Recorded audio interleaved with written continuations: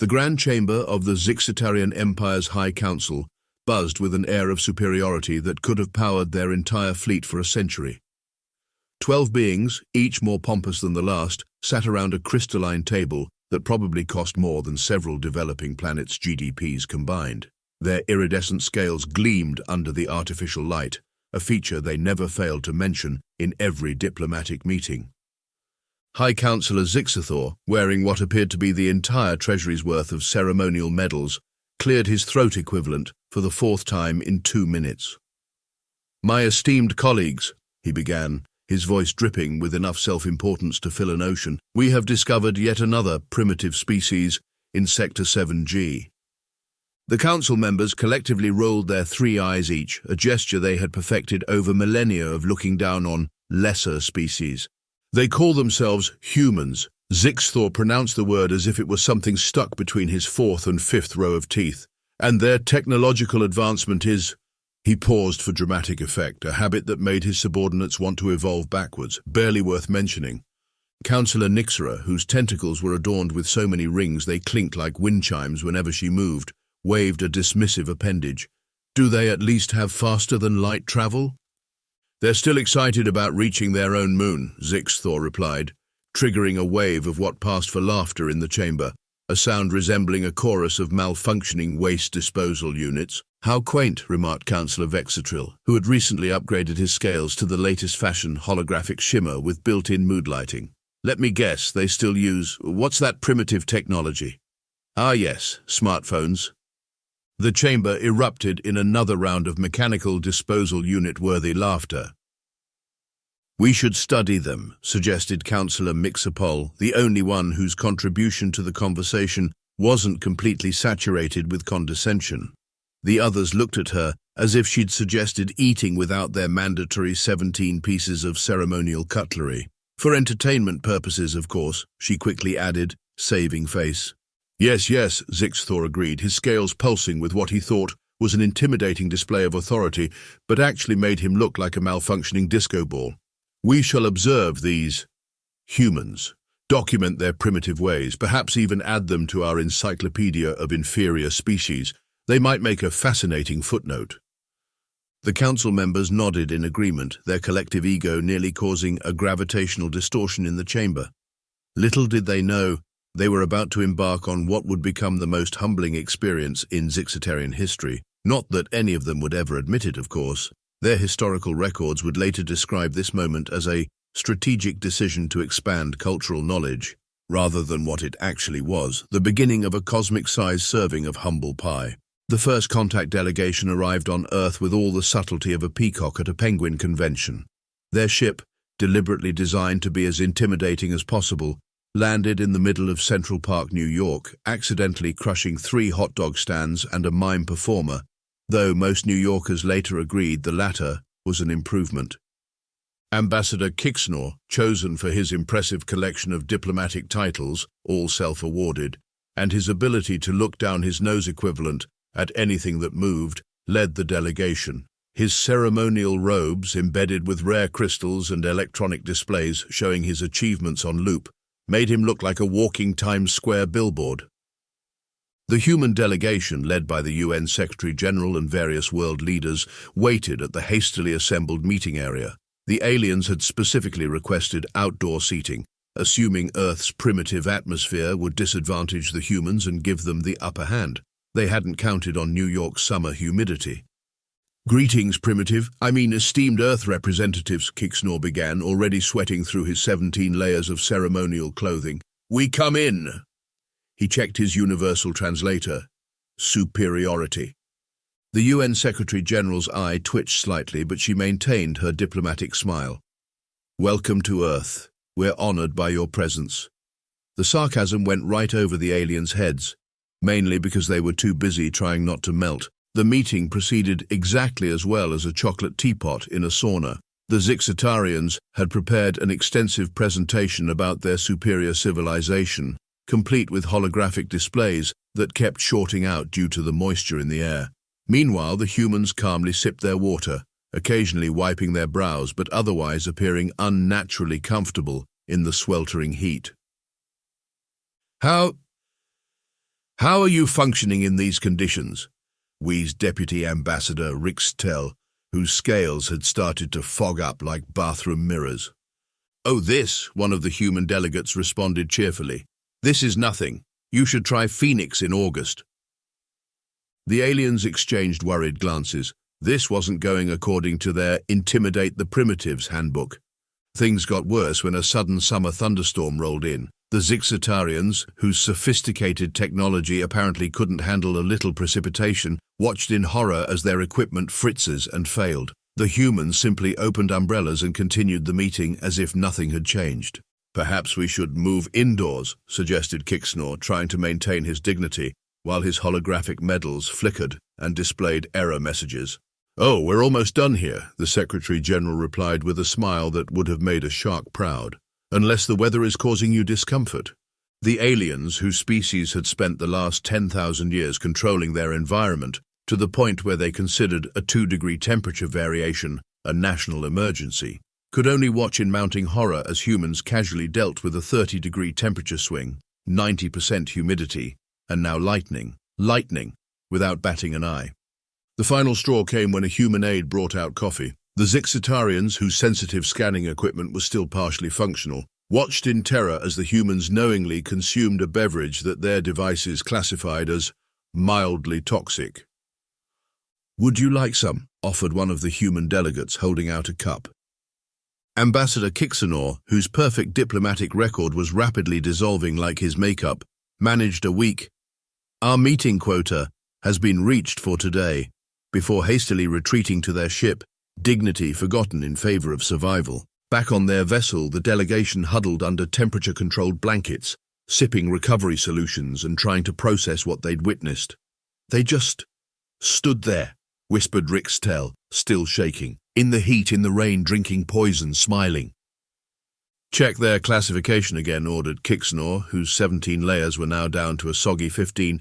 "No primitive species should be able to function like that." The preliminary report to the High Council was drafted, deleted, and rewritten 12 times before they settled on diplomatic language that wouldn't cause a panic. But the message was clear. These humans were not what they seemed. They were something far more terrifying. They were adaptable. The Zyx'tarian Cultural Research Team was having what humans would call a collective mental breakdown. Their assignment had been simple: analyze human entertainment to understand the species better. Now, 3 weeks into their research, Chief Cultural Analyst Pixaval was seriously considering a career change, perhaps something less stressful, like antimatter containment or black hole navigation. "They do what for fun?" High Councillor Zyx'tarian's holographic projection squeaked, his scales turning a pale shade of horrified chartreuse. "They run, for extended periods, voluntarily." Pixaval's voice trembled as he read from his report. "They have something called a marathon, where they run 42.2 kilometers. Not because they're being chased, not because they're hunting, just because..." The silence in the research station was broken only by the sound of someone dropping their datapad in shock. "But that's not the worst part," Pixaval continued, his tentacles nervously twirling a stress relief crystal. "There's something called an ultramarathon where they run more than that, sometimes for multiple days." "Surely this is some form of punishment," one of the council members suggested hopefully.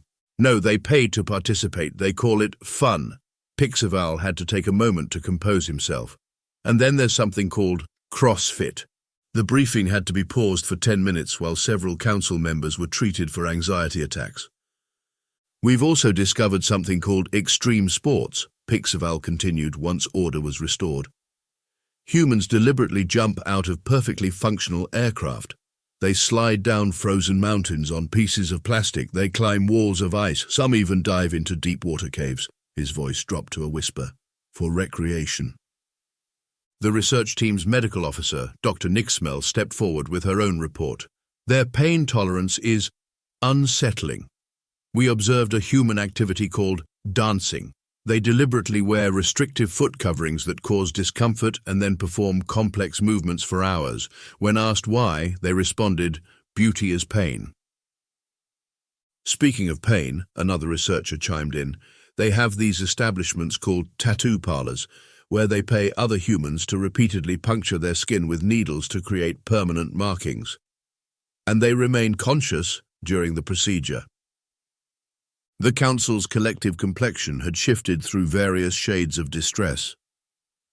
But the most disturbing discovery, Pixaval said, pulling up a final holographic display, is this human ritual called ghost pepper challenges. They willingly consume capsaicin levels that our sensors classify as chemical weapons, film their suffering and share it on something called social media for entertainment. Are they invincible? Someone whispered. No, Dr. Nixmel replied grimly. They get injured, they feel pain, they know these activities are dangerous, they just don't seem to care. In fact, they have a saying, "Hold my beer and watch this." The briefing room erupted into chaos. Several council members were demanding immediate withdrawal from Earth space. Others were calling for the humans to be classified as an extreme hazard. One particularly hysterical analyst was trying to requisition a planet-sized bubble wrap supply to protect the humans from themselves. As the panic spread, Pixaval looked down at his final note. Tomorrow's briefing topic, human combat sports. He quietly deleted it. Some horrors were better left unreported. In the corner, a junior researcher who had been monitoring human broadcasts suddenly turned up the volume. The room fell silent as they watched humans participating in something called cheese rolling, chasing a wheel of cheese down a near vertical hill, tumbling and bouncing all the way down, then getting up to do it again. Maybe, Pixaval suggested weakly, we should study something safer, like active supernovas. Grand Admiral Quixizar of the Zyx'tarian Imperial Fleet stood on the bridge of his flagship, the Inevitable Victory, recently renamed from Absolutely Certain Success after their last 3 campaigns. His perfectly pressed uniform bore so many medals that junior officers had to wear sunglasses when addressing him. The invasion of Earth was about to begin, and he had already prepared his victory speech, along with 17 backup victory speeches, just to be thorough. Status report, he commanded, striking what he believed was an intimidating pose, but actually made him look like he had a severe case of spacesuit wedgie. Our fleet of 500 ships is in position, Admiral, reported Commander Tixapol, whose job mainly consisted of agreeing with everything Quixizar said. The humans appear to be completely unaware of our presence thanks to our superior cloaking technology. 3 seconds later, every major news network on Earth was broadcasting live footage of their invisible fleet, courtesy of amateur astronomers with backyard telescopes and smartphones. Impossible, spluttered Quixizar, his medals jingling in indignation. Our cloaking technology is based on highly advanced principles of light manipulation and quantum. Sir, interrupted Lieutenant Bixamar, apparently they spotted us using something called Instagram filters and enhanced night mode. The first wave of the invasion consisted of their most advanced fighter craft, piloted by graduates of the Imperial Academy of Superior Combat. These elite pilots, trained in 17 different types of space warfare, were immediately confronted by human aircraft that still used combustion engines and, most horrifyingly, required their pilots to manually control them. They're not following any of the standard combat protocols, screamed one Zyx'tarian pilot, as a human fighter pilot performed what they later learned was called a barrel roll, followed by something terrifyingly labeled as winging it. The situation deteriorated further when the humans started employing what the Zyx'tarians' tactical computers labeled as nonsensical maneuvers. These included such barbaric techniques as playing chicken, doing it for the vine, and something particularly terrifying called hold my beer and watch this. They're using atmospheric friction to their advantage, reported the tactical officer, watching in horror as human pilots deliberately dove into the atmosphere to lose their pursuers, a tactic that no sane species would ever consider. Ground operations weren't going any better. The Zyx'tarian ground forces, equipped with plasma rifles and powered armor, found themselves being outmaneuvered by humans using what their intelligence classified as ancient hunting techniques and dad jokes.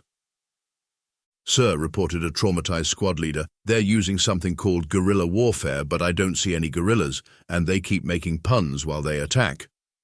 One particularly elite Zyx'tarian unit, trapped by a human militia in Wisconsin, surrendered after being subjected to something called cheese puns for 3 straight hours. The psychological evaluation of the survivors would later note that they still flinched at the words cheese whiz. The naval component of the invasion faced similar difficulties. The Zyx'tarian submersible units designed to operate in the carefully regulated waters of their home world were completely unprepared for Earth's oceans. Reports came in of encounters with creatures that the crews swore couldn't possibly exist. Giant squids, whales, and most terrifyingly, something called a platypus, that their biological databases refused to classify, claiming it had to be a coding error. "Admiral," Commander Tixapol reported, his voice shaking, "the humans are using something called weather against us. They're just waiting for storms and letting nature do the work." The final blow to Zyx'tarian military pride came when they intercepted human communications about their response to the invasion. Instead of panic or fear, they found memes, countless memes. Their cultural analysts went into crisis mode, trying to understand why humans were responding to an alien invasion with something called SpongeBob screenshots and reaction GIFs. "Sir," a communications officer reported, "we're trending on something called Twitter. The humans they're making fun of our ship designs.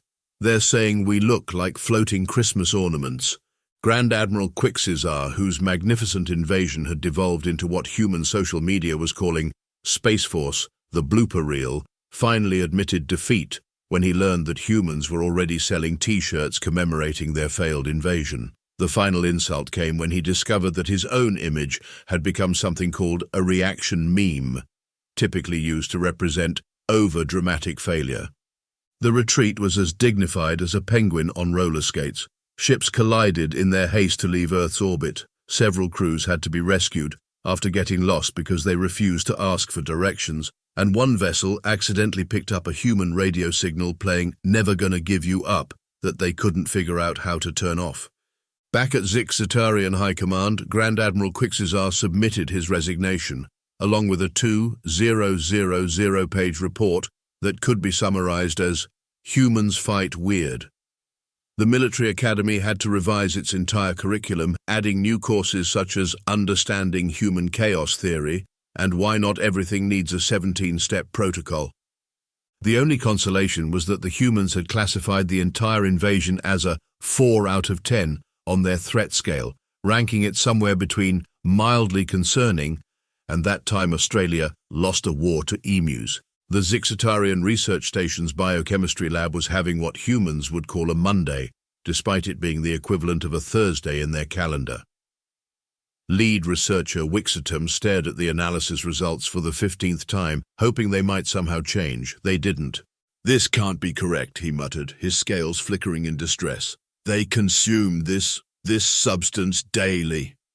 The substance in question was a seemingly innocent brown liquid that humans called coffee. The research team had been tasked with analyzing common human consumables, and what they found had thrown the entire station into chaos. "According to our findings," research assistant Zyx'tarian reported, her tentacles nervously tapping on the console, "humans typically consume this neurotoxin first thing in their morning cycle.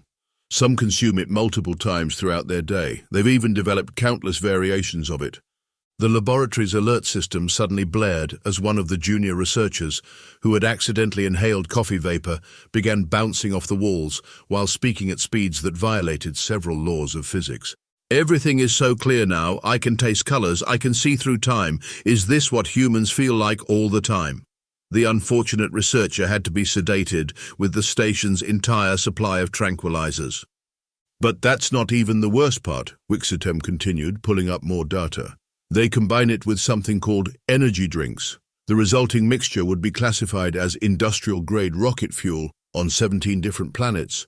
The research station's medical bay was already overwhelmed with cases of secondary caffeine exposure. 3 analysts had to be treated for shock after discovering something called a monster mocha frappuccino with extra shots.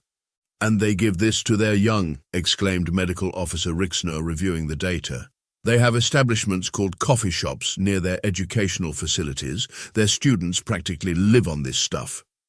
The situation escalated when they discovered energy drink sampling stations in human gymnasiums, the concept of consuming additional stimulants. While exercising caused 2 senior researchers to faint and another to request immediate retirement. How are they not dead? Wondered Zyx'tarian, watching surveillance footage of humans casually drinking their 5th cup of the day while complaining that it barely helps anymore. The final straw came when they analyzed something called cold brew. The concentration levels were so high that their equipment initially classified it as a controlled substance. When they learned that humans often consumed this in something called a grande size, the entire research team had to take a mandatory meditation break. Zyx'tarian's report to the High Council was meticulously detailed, though his hands shook as he wrote it. The conclusion was clear. Humans had evolved beyond all reasonable chemical tolerances. Their ability to not only survive but thrive on substances that would kill most species was nothing short of terrifying. The Council's response was swift. All Zyx'tarian vessels were to maintain a minimum safe distance from Earth's coffee shops, and any human carrying a travel mug was to be considered armed and dangerous. Meanwhile, in the station's quarantine lab, the remains of the coffee sample sat innocently in its containment field, occasionally bubbling in what the researchers swore was a mocking manner.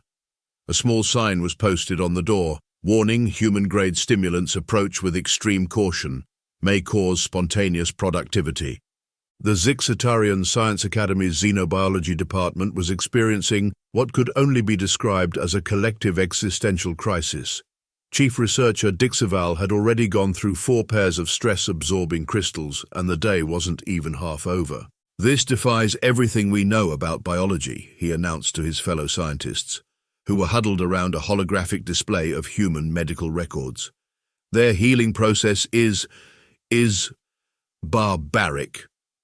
"They just grow back," whispered assistant researcher HFY, her scales pale with horror, "like some sort of cellular hydra." The team had been studying human medical procedures and biological responses for weeks now, and each discovery was more terrifying than the last. The latest revelation about human bone healing had caused 3 junior researchers to request immediate transfer to safer fields of study, like antimatter containment or black hole surfing. "Look at this," Zyx'tarian pointed to a simulation. "When their support structures, bones, they call them break. They don't replace them. They just wait for them to fuse back together. And it works." "But that's not even the worst part," chimed in Dr. Lixapor, the team's trauma specialist. "They have this thing called an immune system that literally attacks anything it doesn't recognize. It's like having millions of microscopic attack drones in their bodies all the time." The room fell silent as they contemplated the implications. One researcher was quietly updating their resignation letter. "And their reproduction system," exclaimed reproductive specialist Zyx'tarian, who had been rocking back and forth in the corner since making their discoveries. "They can literally grow an entire new human inside them while going about their daily activities. Some even continue doing their CrossFit while containing a developing offspring." The briefing had to be paused as several scientists needed to take anti-anxiety medication. "We've also discovered something disturbing about their pain response," continued Zyx'tarian, pulling up new data. "They have this ability to, how do I put this, ignore it. They can sustain damage and just continue functioning." "Remember the human we observed last week?" added Zyx'tarian, "the one who said it's just a flesh wound and continued their recreational activity with a broken appendage?" More horrified gasps filled the room. "But here's what really concerns me," Zyx'tarian said, his voice dropping to a whisper. "Their cellular regeneration is constant. They replace their entire outer protection layer, skin they call it, every few weeks. Their internal fluid transportation system is constantly creating new carriers. Even their primary processing unit, the brain, can form new connections and adapt to damage." "They're basically organic terminators," someone shouted from the back of the room. The final presentation on human dental replacement caused the entire department to request hazard pay. The concept of teeth being replaced naturally in juvenile humans, only to be forcibly removed and replaced again if damaged in adults, was too much for many to handle.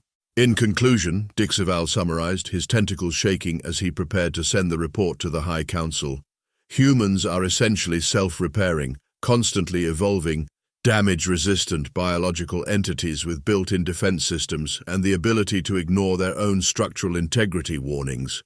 "Don't forget about the appendix," called out one researcher. "Ah yes," Zyx'tarian added grimly. "They even have spare parts they don't use anymore but keep around just in case." "Who does that?" The final report was classified as Maximum Terror Level Biology Division. A new warning was added to the galactic database entry for humans. Warning: contains autonomous self-repairing capabilities. Do not attempt to understand. May cause existential crisis. Meanwhile, in the medical observation room, a human test subject was casually asking if anyone had a band-aid for what the alien medical scanners were classifying as a critically concerning laceration. The entire medical staff called in sick the next day. The Grand Chamber of the Zyx'tarian High Council, normally a place of pompous ceremony and self-importance, had devolved into something resembling a panicked corporate meeting where someone accidentally deleted the entire quarter's financial reports. High Councillor Zyx'tar, whose impressive collection of medals had been reduced to a mere 17, he'd stress-pawned the rest, called the emergency session to order by banging his ceremonial gavel so hard it shattered. Nobody even flinched. They were all too busy having existential crises. "Let the record show," he began, his voice cracking like a teenager's, "that this is the most critical meeting in Zyx'tarian history. We are here to discuss the humans." He whispered the last word as if it might summon them. The assembled council members, each looking more traumatized than the last, shuffled their reports nervously. The once pristine chamber now looked like a stress-eating support group, littered with empty comfort food containers and anxiety relief crystal shards. "Let's review our findings," Zyx'tar continued, pulling up a holographic display that kept glitching due to his shaking hands. "First, our diplomatic corps has been emotionally scarred by their ability to function in what we'd classify as apocalyptic weather conditions." "They call it spring," whimpered a diplomatic attaché from the corner. Then, our cultural research team discovered their recreational activities, which can only be described as voluntary torture with audience participation. Several council members who had watched human extreme sports videos began their prescribed breathing exercises. "Our military..." Zyx'tar paused, searching for diplomatic language. "Experienced some setbacks. They turned our invasion into memes," sobbed a former admiral, who had since found a new career in therapeutic garden maintenance. "The biochemistry department is still trying to understand how they haven't evolved into pure energy beings given their daily caffeine intake," Zyx'tar continued. "And our xenobiologists are currently on mandatory mental health leave after discovering humans can regenerate like some sort of psychological horror movie monster." "They get stronger when you try to kill them," shouted someone hysterically. "What kind of evolutionary advantage is that?" Councillor Nixera, whose tentacles had stress-molted twice during the crisis, pulled up the final analysis. "Our conclusion is inescapable," she declared. "Humans are not merely adaptable, they are terrifyingly, impossibly, unreasonably adaptable. They don't just survive adversity, they turn it into entertainment. They don't just overcome obstacles, they post tutorials about it online."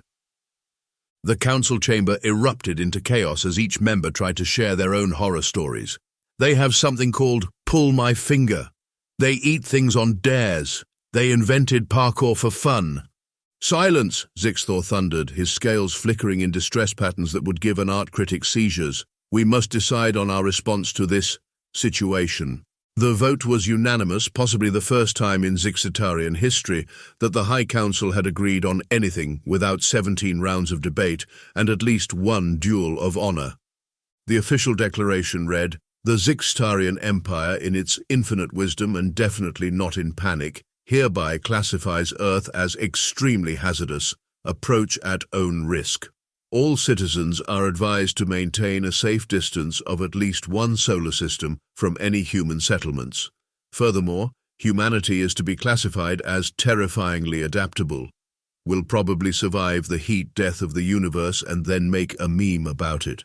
The retreat from Earth space was so hasty that several ships left behind personal belongings, including one admiral's prized collection of ceremonial socks. The humans naturally turned these into museum exhibits and gift shop merchandise. Years later, in Zyx'tarian space, parents would frighten misbehaving children with tales of humans and their terrifying adaptability. Meanwhile, on Earth, the entire incident had become a highly successful Netflix documentary series, 3 blockbuster movies, and a trending TikTok dance challenge. The Galactic Encyclopedia entry for Earth was updated one final time. "Approach with extreme caution. species has weaponized everything, including their own existence, will probably colonize the galaxy by accident while trying to find new extreme sports locations.